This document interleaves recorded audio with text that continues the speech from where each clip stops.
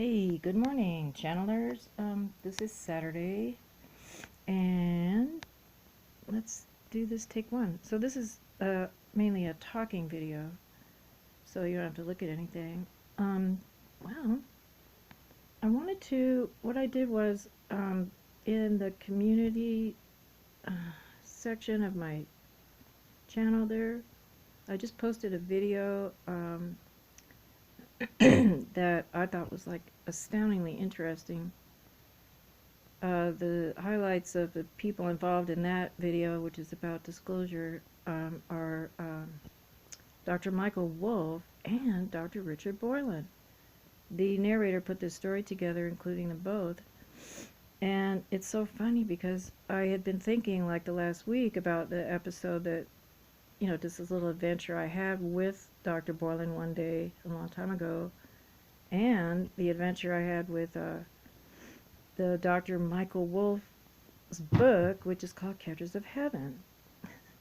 And this was back in the 90s. And when I listened to this this documentary that was put together, I already knew Dr. Wolfe's basic story. And anyway, this person said and made these, he drew these lines between, well, he just said a lot of little factoids that, like, because all this stuff happened with me was in 1998. That was, 20 years ago, or whatever, or almost, or yeah, whatever. 1998, 2008, 2000, yeah, 20-some years ago.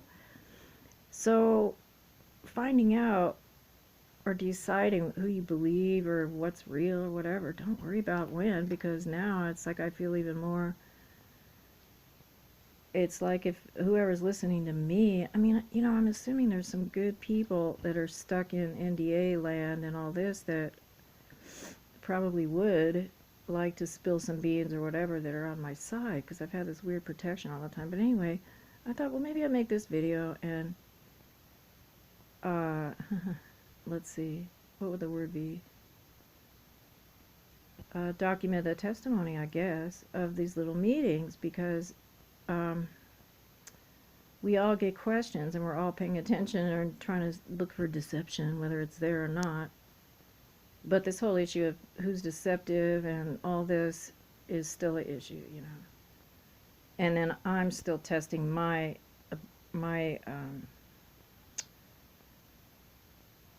discernment, which doesn't always work. Like, I got fooled recently. It's no fun. But I'd rather find out, and try to sharpen that observation or whatever.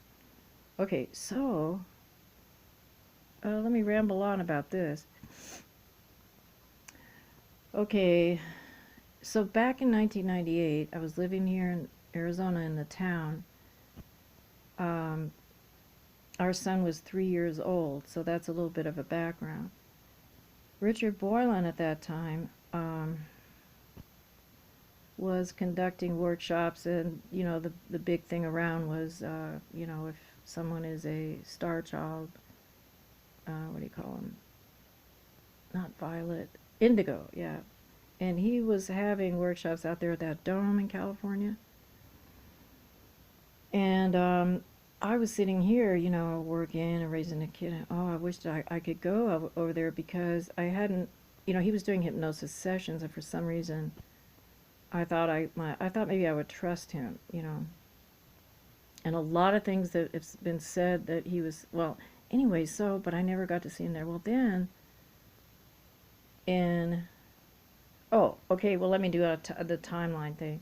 So there I was paying attention to that. However, 1998, so I didn't quite have a computer yet. And, okay, but this is what happened. So I went to the local library, which I'm going to do now to get the book, Catchers of Heaven. If you go on eBay right now, the book is like 100+ books. There's a lot being sold, but, they're collector's items, so I'm going to go get it at the library. But in 98, when I first heard of it, when he first published it, I ran off to the library, because in those days I used to, any new books that came out, I didn't have to buy them. I'd just get the library and I'd read them, and that way I didn't own it, but at least I got to read it. So I ordered it. It took them 2 weeks to get the book here. Like, I'd go in there, she'd go, oh, we have to order it from this library, that library. Anyway, I finally got it, and I read it. And during that time, things happen. I had 2 fake sheriff people break in my house, claiming that a neighbor had called, and I vetted that they weren't even real. They had made phony business cards, everything. But the really interesting part was right after I read the book. Okay, so I was taking a walk with my son, he's a little kid, and we're walking on this one hillside that's above town. And we were walking through this parking lot area. So suddenly, this man walks over to us. He was like kind of well-dressed, short hair, white guy, Caucasian guy, and he smelled really strong of aftershave or whatever, cologne. And I remember it was summer, and I think because we were back behind town, there was no people. I might have even had my shoes off, I have a feeling, because it was just really strange that this guy who was real dressed nice came up to me, and he said he was first he asked directions. He said, "Oh, hi," he was real friendly, and he goes like,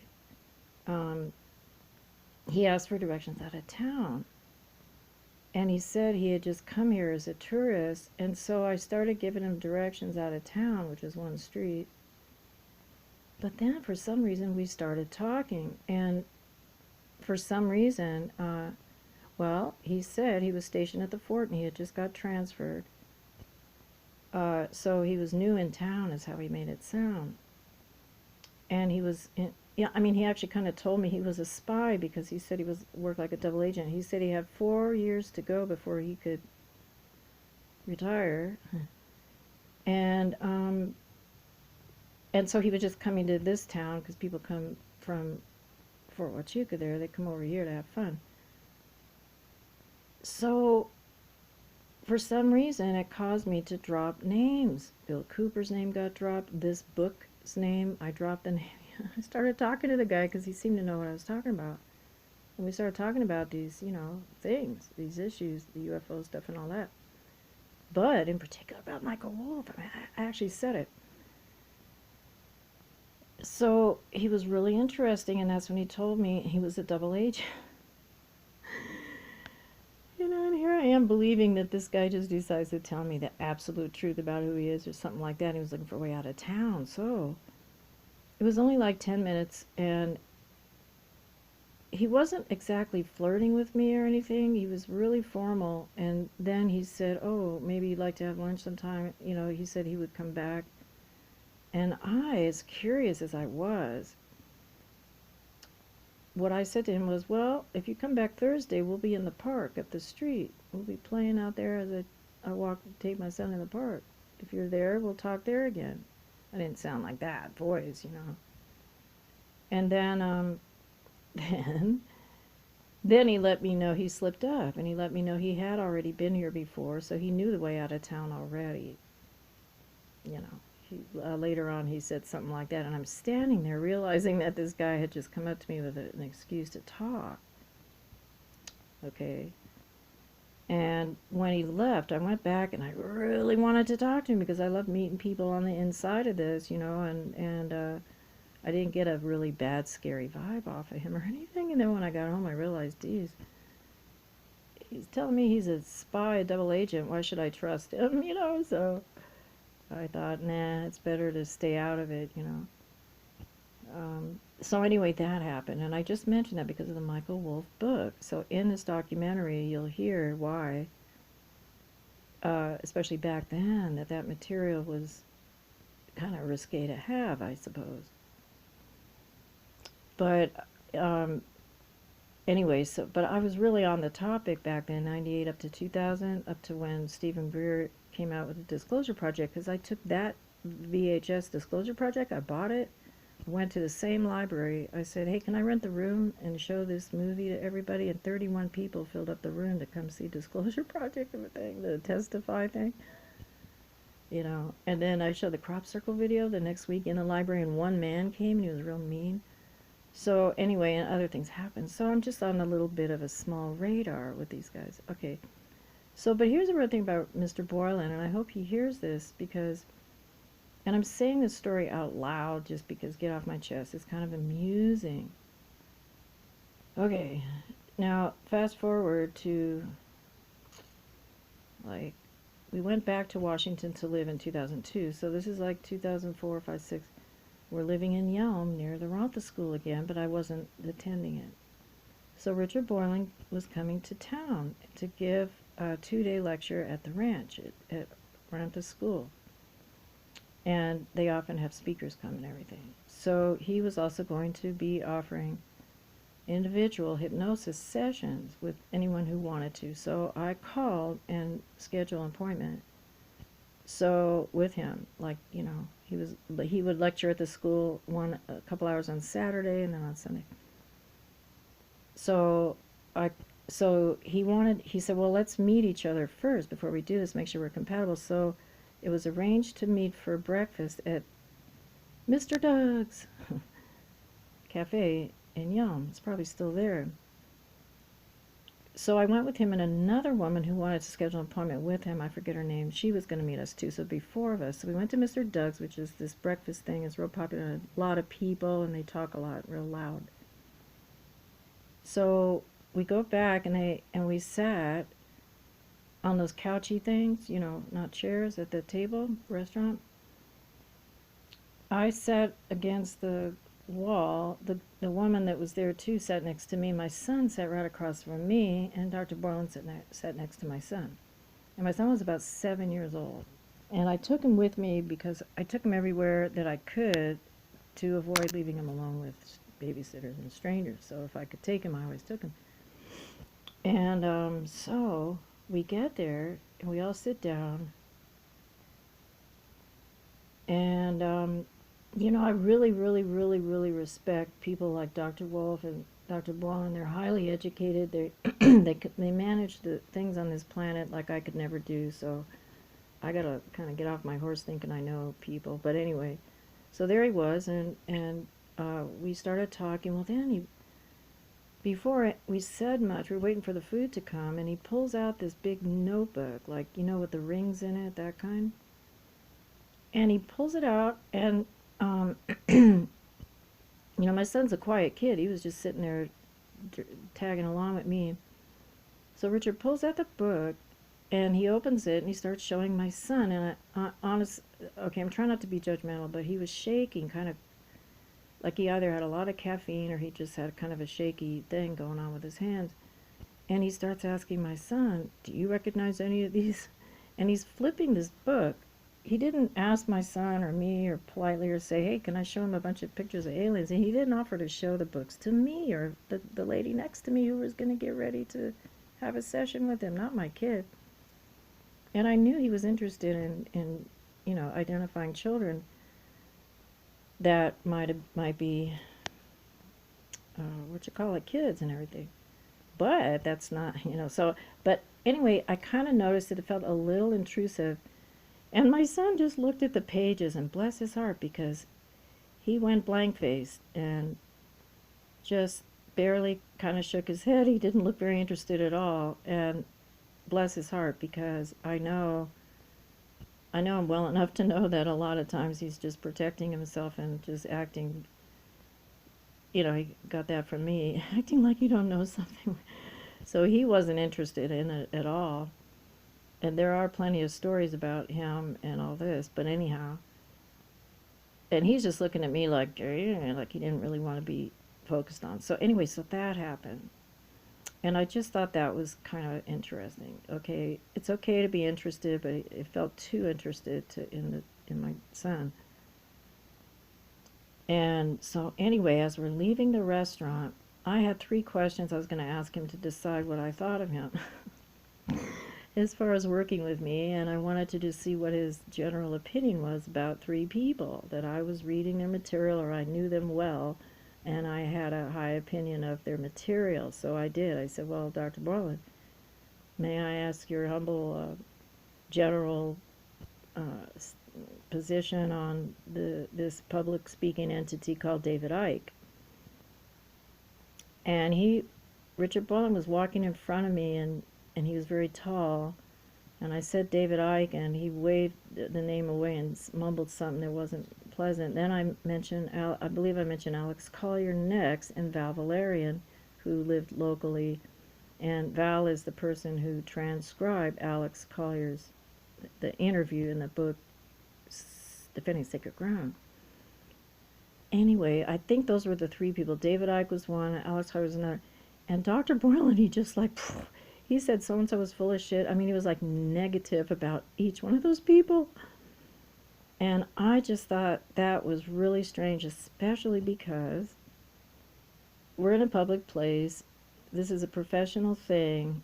I did ask his viewpoint, but he delivered it almost like, you know,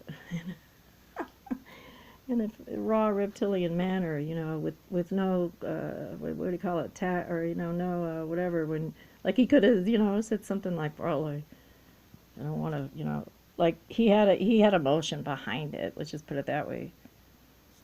And I thought that was really interesting. And so anyway, I just want to say that because I had still arranged the appointment with him, but now I had odd feelings about, you know, becoming vulnerable with this person.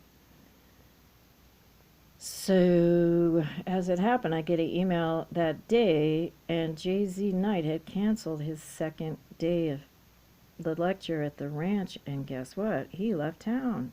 He canceled the appointments he had with me and the lady, and he went home. So I couldn't have got it with him anyway. Isn't that interesting? So I'm just saying that because I don't know who's who, what's what. But in that documentary, you know how it is. Like, you can point out the good things about people and not the bad things.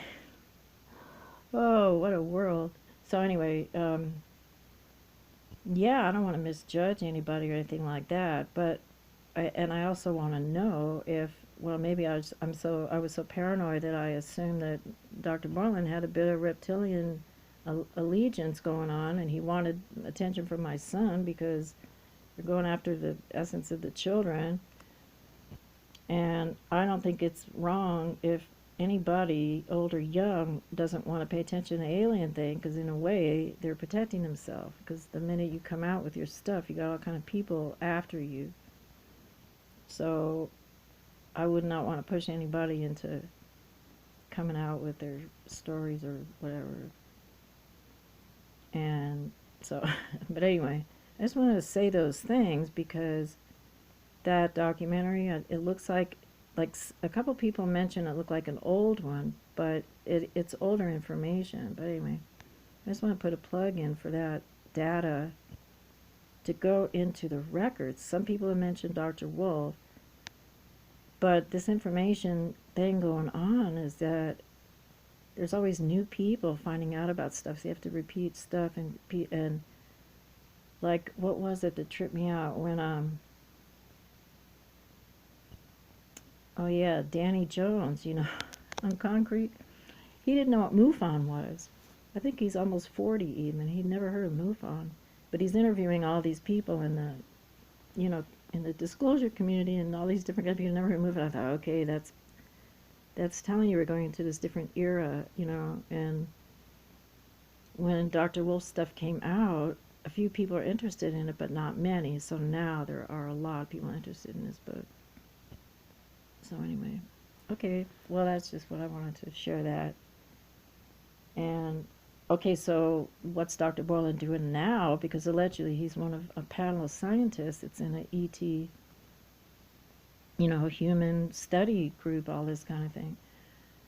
They say stuff in this documentary is so freaking true, like the orange-headed Nordics, and oh my God, there's so much of saying that. And I have stories I want to tell more on this channel, that the ones I had deleted, put it all together, but you know, I take my mind off all this alien shit. And all this, I just have to say, fuck it, you know, I'm not going to go look for memories, whatever. If someone waves the wand and then just something opens up again in my brain, I'll accept it, but I don't feel like I'm going to chase it down right now, you know. And then YouTube offers me that video yesterday about Michael Wolfe. So, okay. Well, that's all for today, folks. And, yep, there are people that, oh man.